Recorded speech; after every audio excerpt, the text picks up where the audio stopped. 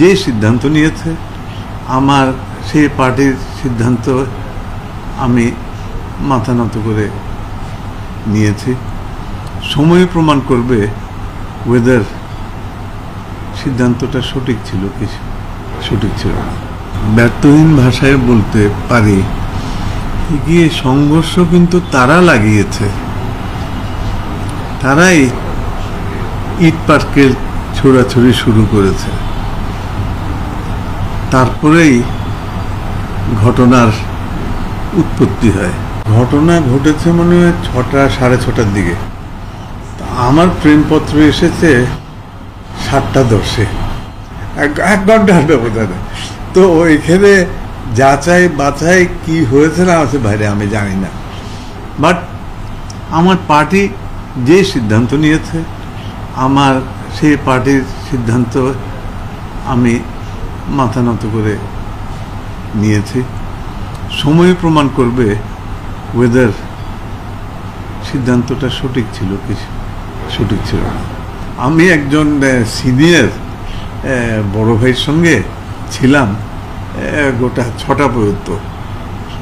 তো উনি আমার জন্য বিদেশ থেকে ওষুধ আনিয়ে দিয়েছিল, লিখে এই ওষুধটা খান আপনার কাছে ভালো লাগবে। তো ওই ওষুধটাই কারা কালেকশন করতে যেয়ে ওনার ওখানে 6টা পর্যন্ত ছিলাম। আমি তো আজও করতে পারিনি যে কি আমার জন্য একটা প্রেমপত্র অপেক্ষমান আছে। যারা মাঠের রাজনীতি করে তারা মাঠ ধরে রাখার চেষ্টা করে, আর যারা মাঠের রাজনীতি করে না তাদের খেয়ে না খেয়ে তারা সবসময় ষড়যন্ত্রে লিপ্ত হয়। এটা স্বাভাবিক। আমি মাঠের রাজনীতি করি, আমি মাঠে থাকার চেষ্টা করি। আমি 17 বছর যেখানেই ছিলাম আমার সঙ্গে মাঠের সঙ্গে যোগাযোগ ছিল,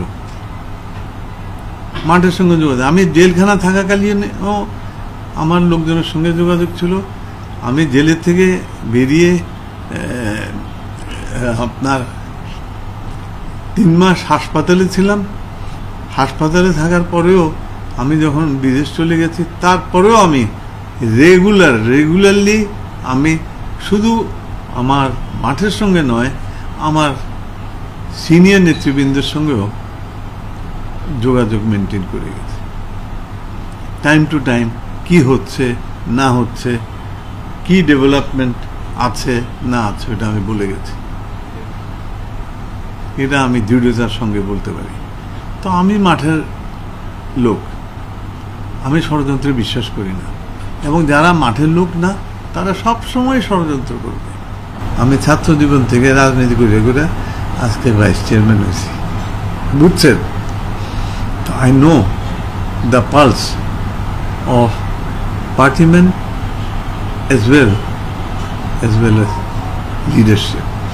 যারা ওই যে হাইব্রিড এসে যায় সমস্যা হয়ে যায়। প্রতিযোগিতা তো আপনার সবসময় থাকতে পারে। আমি আমার এলাকায় একমাত্র ব্যক্তি এটা তো মনে করার আমার ঠিক হবে না। There can be competition and there can be a healthy competition. কথাটা বুঝছেন না? এটা দলীয় কোন্দল না, প্রতিযোগিতামূলক আপনার দ্বন্দ্ব, দ্যাট ইজ ইট। তো এখন সরাসরি বলে দিল যে কে আমাকে গুলি করে হত্যা করার চেষ্টা হয়েছে, এটা তো ঠিক না। আপনারা পুলিশের থেকে র্যাবের থেকে খবর নেন যে কি ওখানে আদৌ কোনো গুলির আওয়াজ পাওয়া গেছে কিনা।